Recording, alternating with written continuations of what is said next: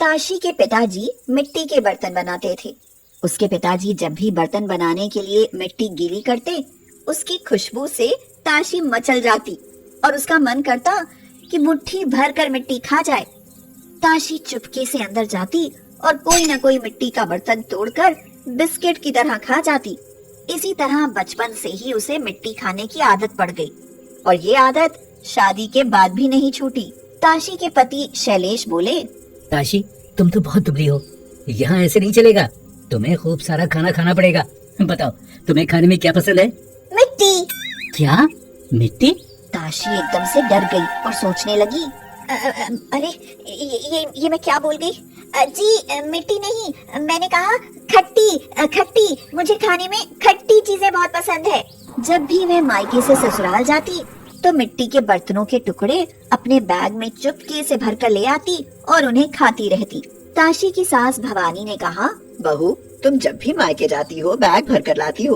तुम्हारे पिताजी गरीब आदमी हैं, उनसे इतना कुछ मत लाया करो। मम्मी जी, ये सब उनका प्यार है जिसे वो मेरे बैग में जबरदस्ती भर देते हैं। बताइए फिर मैं कैसे न लाऊं? ये सुनकर भवानी चुप हो जाती। इसी तरह ताशी अपनी चालाकी से मिट्टी वाली बात छिपा लिया करती थी। एक दिन ताशी सोचने लगी, क्या करूं?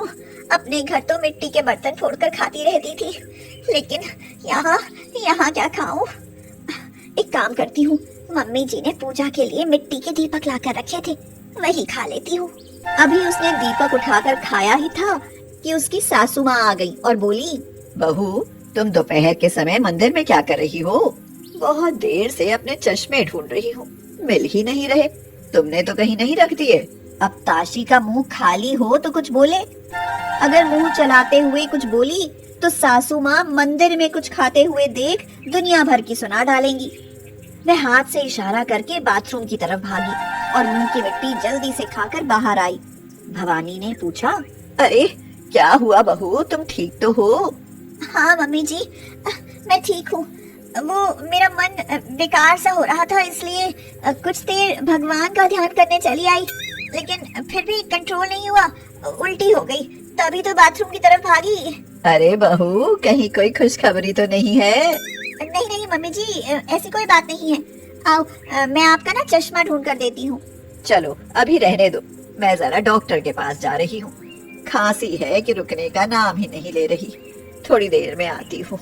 हे भगवान, अच्छा हुआ बच गई, वरना सासू माँ को पता चल जाता कि मैं मिट्टी खाती हूँ। लेकिन अब मैं मिट्टी कहाँ से खाऊंगी? इसके बिना तो मुझसे रहा ही नहीं जाता। करीब 1 घंटे बाद भवानी हाथ में एक घड़ा लेकर घर आ गई। अपनी सास के हाथ में मिट्टी का मटका देखकर ताशी बहुत खुश हुई और बोली, लगता है भगवान ने आज मेरी अंतरात्मा की आवाज सुन ली, तभी तो मम्मी जी मिट्टी का मटका लेकर आई है। बस चल गया 4-6 दिन का मेरा काम। मम्मी जी आ गई आप? क्या बताया डॉक्टर ने? और हाथ में ये मटका कैसे?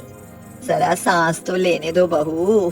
हाँ, डॉक्टर ने कहा है कि फ्रिज का पानी बिल्कुल बंद कर दूं, इसी वजह से खांसी नहीं जा रही। डॉक्टर ने कहा है कि मिट्टी के मटके का पानी पिया करो, इसीलिए ये मटका खरीद लाई।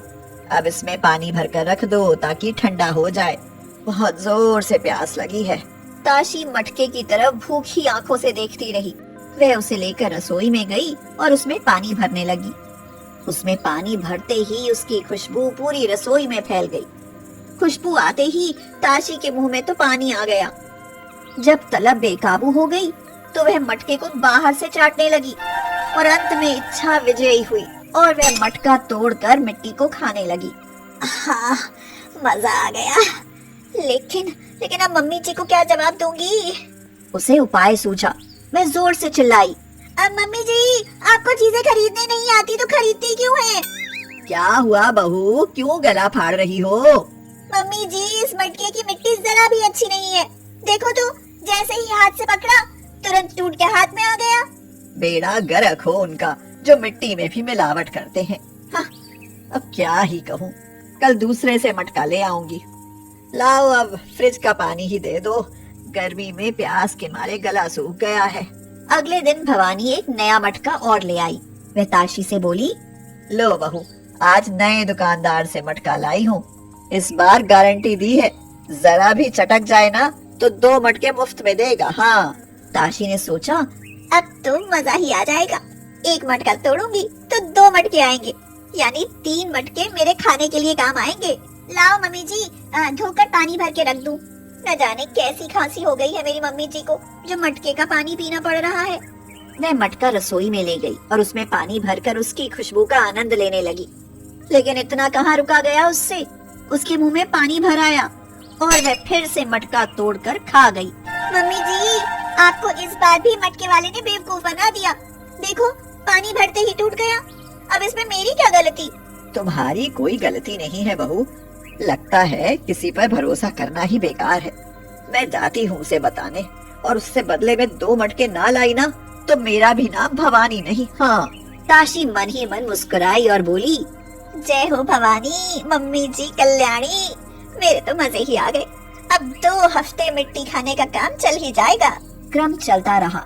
भवानी मटके लाती रही और ताशी फोड़ फोड़ कर खाती रही। एक दिन भवानी ने सोचा, आज मैं भी चुपके से देखती हूँ कि इतने मजबूत मटके रसोई में जाते ही कैसे फूट जाते हैं।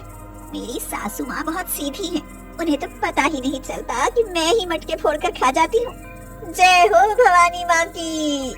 मैं रसोई से बाहर आ ही रही थी कि बेहोश होकर गिर पड़ी। भवानी बेचारी अकेली क्या करती। शैलेश ऑफिस गया था और घर में कोई नहीं था। वह अपनी बहू को बेहोश देखकर चिल्लाने लगी, अरे अरे, बाहर कोई है क्या? जरा अंदर आओ, देखो तो मेरी बहू को क्या हो गया है। आओ, अरे कोई आओ। आवाज सुनकर कुछ पड़ोसी अंदर आ गए और ताशी को हॉस्पिटल लेकर दौड़े। अच्छा हुआ जो आप समय पर ले आए। इन्हें पीलिया हुआ है, लीवर पर बहुत ज्यादा सूजन है। अगर ध्यान नहीं दिया गया तो लीवर ठप हो जाएगा, उसके बाद हम लोग कुछ नहीं कर पाएंगे। जांच में इनकी हाथों में मिट्टी जमी आई है, जिस कारण हाथों ने भी काम करना बंद कर दिया है। हालत बहुत क्रिटिकल है। अब तक ताशी होश में आ चुकी थी। उसकी आंखों से आंसू बहने लगे। वह बोली, मुझसे बहुत बड़ी गलती हुई है। मैं मिट्टी खाती हूँ, शायद इसीलिए मेरे साथ ऐसा हुआ है। मम्मी जी, मैंने आपका बहुत नुकसान किया है, आपको धोखा दिया है और झूठ बोला है। ये सब उसी का परिणाम है। बस बहू चुप करो। मैं सब जानती हूँ कि मेरे सारे मटके तुमने ही फोड़ कर खा लिए, लेकिन कोई बात नहीं। बस तुम ठीक होकर घर चलो। हाँ, तुम्हारे बिना घर सूना है। डॉक्टर साहब, कुछ भी करके मेरी बहू को बचा लो। भवानी ने शैलेश को भी फोन कर दिया। वह भी तुरंत हॉस्पिटल चला आया। वहाँ जाकर सारे माजरे का पता चला। शैलेश ने कहा, मैं तुम्हें कुछ नहीं होने दूंगा ताशी, लेकिन तुम्हें कसम है कि तुम आज के बाद मिट्टी नहीं खाओगी। मैं अब कभी मिट्टी नहीं खाऊंगी शैलेश। उसके बाद ताशी 1 सप्ताह अस्पताल में रही और बिल्कुल ठीक होकर घर आ गई। आ गई मेरी मिट्टी खाने वाली बहू। लेकिन अब तुम्हें मिट्टी खाने की जरूरत नहीं है। मैंने तुम्हारे लिए काजू, बादाम और चने लाकर रखे हैं। ताशी, मेरी प्यार